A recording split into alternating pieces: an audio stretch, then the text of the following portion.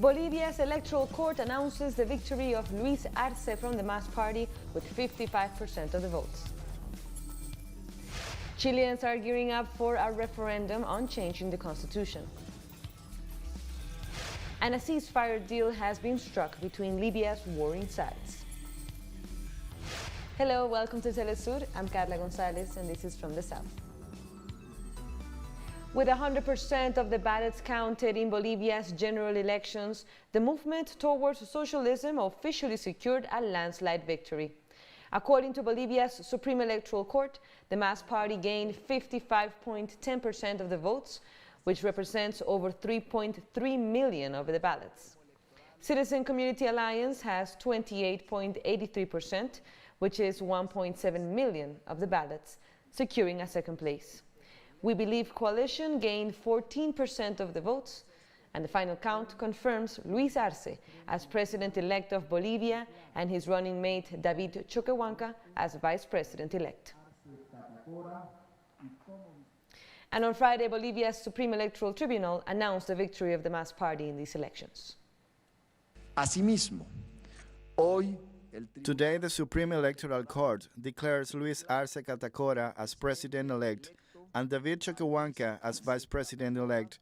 The results of the elections have been acknowledged by the contestants in a gesture that honors and exalts them and are endorsed by the international community that deployed observation missions which evaluated the elections, taking into account the standards of electoral integrity accepted by the local observation platforms and the society. Bolivia's Supreme Electoral Tribunal President, Salvador Romero, rejected fake news aimed at discrediting the vote count, noting that there were no irregularities during the electoral process held last Sunday. In this regard, certain attempts to stain the results of the process or the computation through false, distorted, or misleading news do not harm the Supreme Electoral Tribunal, which is sufficiently accredited by technical and neutral bodies, such as international missions with solid experience. On the other hand, vain denunciations do affect the democratic essence that requires admitting an outcome even when it is contrary to personal wishes. Bolivia's president-elect Luis Arce welcomed the victory, saying that democracy was recovered in the country. First, I think it is a triumph of the Bolivian people. We recovered the democracy. We recovered the country. The task will be now to rebuild the economy, to rebuild the health sector, to rebuild the education sector for all Bolivians. It is time to work. We have more stories coming up. Don't go away.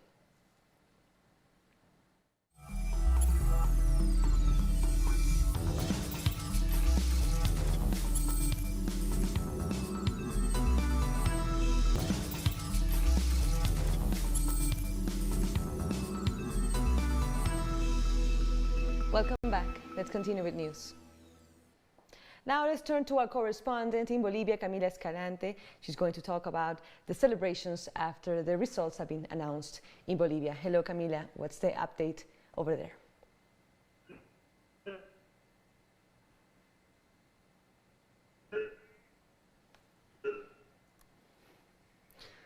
Okay, we're trying to get Camila Escalante to talk about the celebrations that are happening in several parts of the country after the announcement that Luis Arce is the president-elect of Bolivia. We'll try to get her back as soon as possible. Let's continue. Chileans are gearing up to a historic day on October 25th, when the country will vote on a referendum on whether to change the country's dictatorship-era constitution. More than 14.8 million Chileans are eligible to vote on Sunday, and several polls show that at least 70% favor drafting a new constitution. If approved, it will take more than a year to finish writing the new text. This was one of the main demands of the nationwide protest movement, which had begun last October. And on Friday, demonstrations were seen in Chile's capital, Santiago, ahead of the country's referendum, which is taking place this week.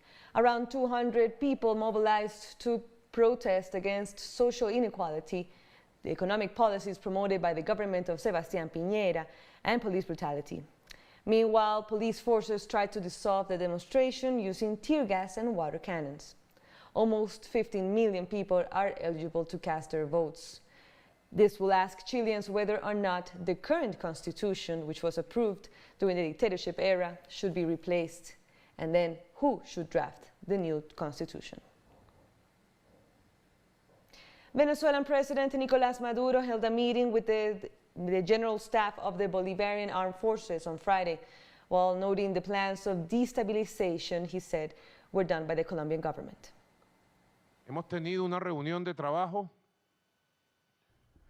We have had a very productive, favorable, important working meeting to review all the plans, to review Plan number 76, the Republic Plan, all the plans for the development of the weapon systems, all the intelligence plans, counterintelligence and protection of the border with Colombia, in order to be aware of and prepared for the aggressions of Iván Duque, who from Colombia is preparing thousands of mercenaries to attack the military posts on the border, to attack our country.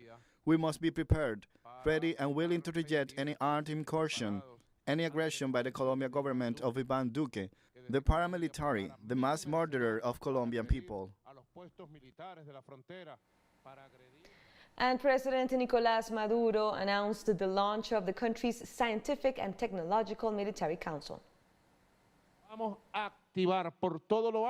We are going to activate in full force the Scientific and Technological Military Council that is going to give Venezuela the independence of its weapon system. Venezuela installs its Scientific Military Technological Council with the advice and aid of Russia, China, Iran, and many other fraternal countries of the world. Venezuela's government has received 340,000 antigen-based tests and 35 medical equipment handed by the Pan American Health Organization to speed up the diagnosis period of possible new COVID-19 cases. The organization explained that the objective is to reduce the time of diagnosis so that newly infected people receive medical assistance in a faster and more efficient way. Also, the health body pointed out that the new tests will be able to detect asymptomatic patients, with results being ready in about 30 minutes. Venezuelan health authorities estimate with these rapid tests that they can carry out around 4,000 tests every day. In Colombia, the Truth, Coexistence and Non-Repetition Commission held its sixth meeting regarding the truth of indigenous people living at risk of physical and cultural extermination. The meeting was aimed at exposing the social conditions in which Colombian indigenous communities are living after the signing of the 2016 peace accord. The Commission also denounced the assassination of at least 89 indigenous people during this year, as well as the forced internal displacements in the country. They also called on the Colombian government to put an end to the increase in violence that threatens the physical and cultural survival of at least 115 indigenous communities. The Peruvian Congress has decided to postpone an impeachment bid against President Martin Vizcarra until November. Peruvian lawmakers are set to debate on the motion in the next session of Parliament, scheduled for November 4th. The motion, signed by lawmakers from 4 parties, accuses the president of receiving bribes and lying repeatedly to the country about the allegations. It seeks his ouster on the grounds of permanent moral incapacity. Peruvian Congress rejected the first motion of vacancy presented against Vizcarra back in September, which was motivated by the irregular hiring of a singer, Richard Cisneros, as an advisor to the Ministry of Culture.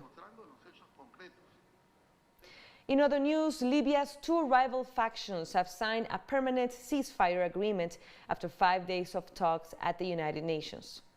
The UN hailed the move as a historic moment.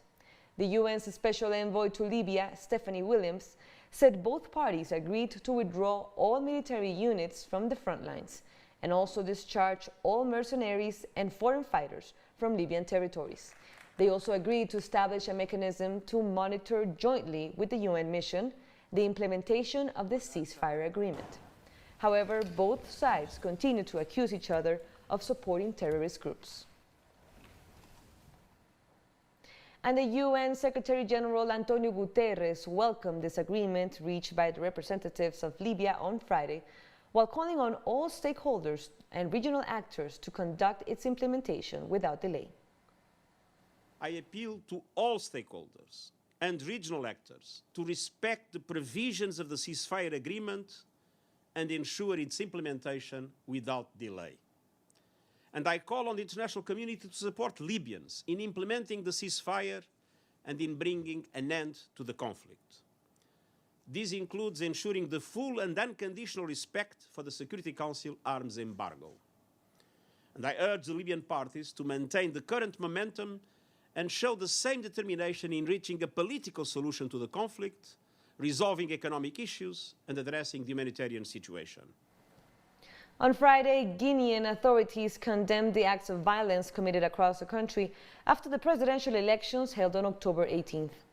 Meanwhile, elections official final results are expected to be announced on Saturday. For the past few days, the city of Conakry and many of the country's prefectures have been living desperate scenes of incredible violence, plunging citizens and entire families into total desolation. The Guinean government, faithful to its principle of preserving peace and social tranquility, cannot allow this situation to take root. We deplore the death and bow to their memory, all of them, civilians and agents of the security forces. We want to reassure the people of Guinea that the appropriate Republican measures already implemented are being reinforced to reflect the size of the disturbances, which far stand out from any other disturbances formerly recorded in our country. South African health authorities offered an update on COVID-19 cases on Friday. The officials reported 1,897 new COVID-19 cases, taking the total number to over 700,000. Meanwhile, the COVID-19 death toll climbed to more than 18,800 after 48 new COVID-19 related fatalities were reported in the last 24 hours. South Africa ranks first on the African continent in terms of the total number of confirmed coronavirus cases. We're taking a short break. Stay with us.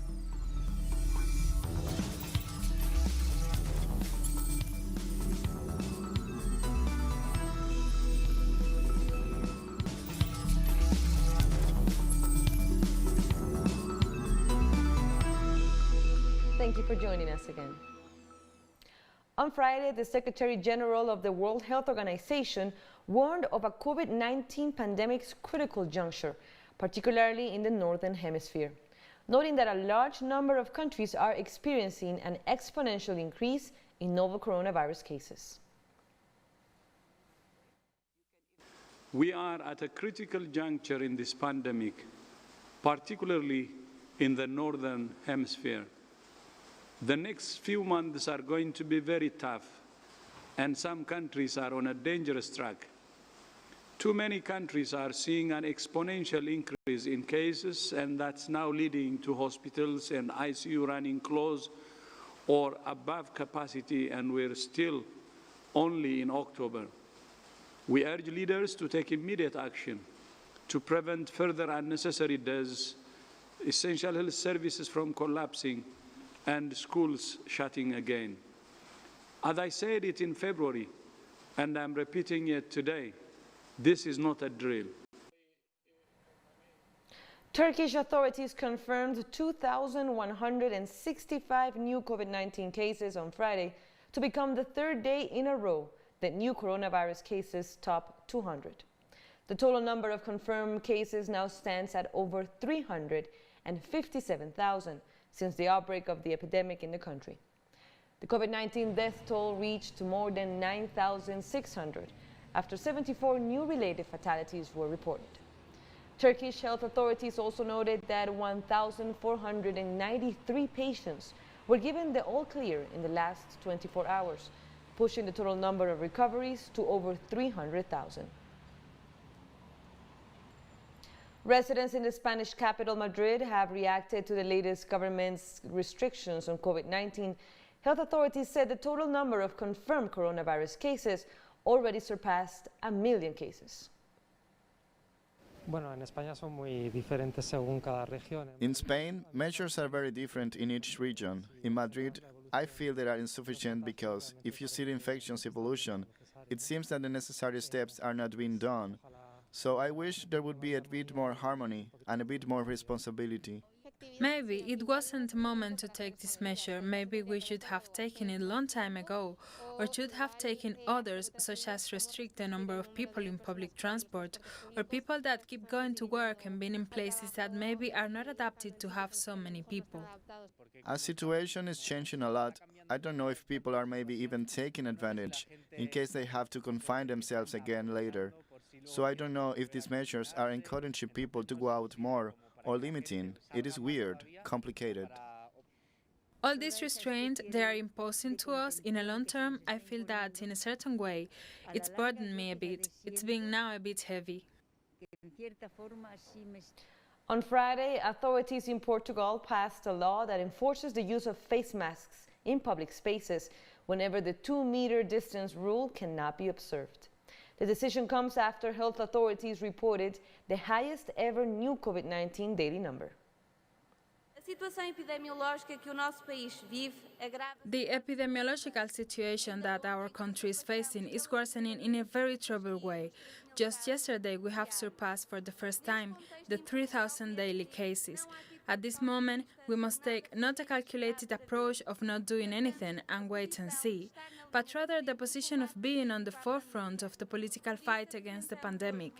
That is why we presented today a proposal of mandatory mask use outdoors in public spaces whenever social distancing is not possible and as part of a global approach of containing the outbreak. To other news now, according to a poll released by the U.S. Elections Project, over 50 million people have already cast their ballots in early voting in the U.S. just less than 2 weeks until Election Day.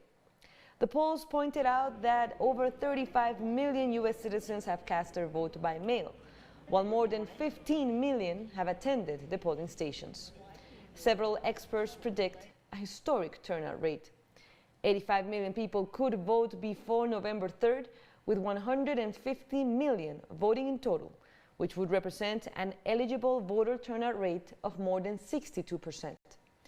The U.S. saw the highest turnout in 1876, when Republican Rutherford Hayes defeated Democrat Samuel Tilden.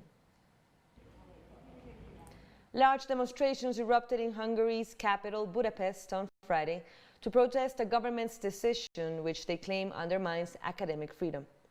Demonstrators held up torches and banners reading "Free Country, Free University, and Art is Free," to reject the government's decision to transfer the control of Hungary's University of Theatre and Film Arts to a private foundation, including the appointment of a new board.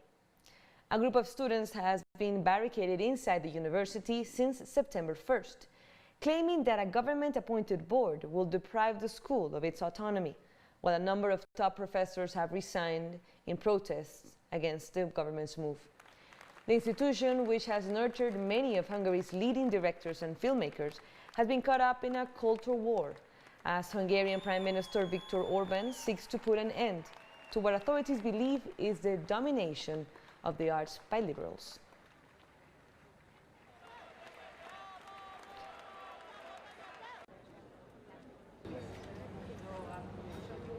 It's very cruel how they treat this university, and I have never seen anything like this happening in Central Europe, and it is disturbing, to be honest. So that's why I'm here, because I find this disturbing. I can't find any other words for it. We want quality education. However, this is only possible in autonomous institutions. It is not guaranteed by the ruling power. There is a common set of rules concerning universities in Europe, which has developed over the centuries, and the cornerstone of these rules is institutional autonomy. This is exactly what the government is trying to take away. And with that, we end our news brief. But remember, you can find all of our stories on our website, telesurenglish.net. And be sure to find us also on social media. For TeleSUR English, I'm Carla Gonzalez. Until next time.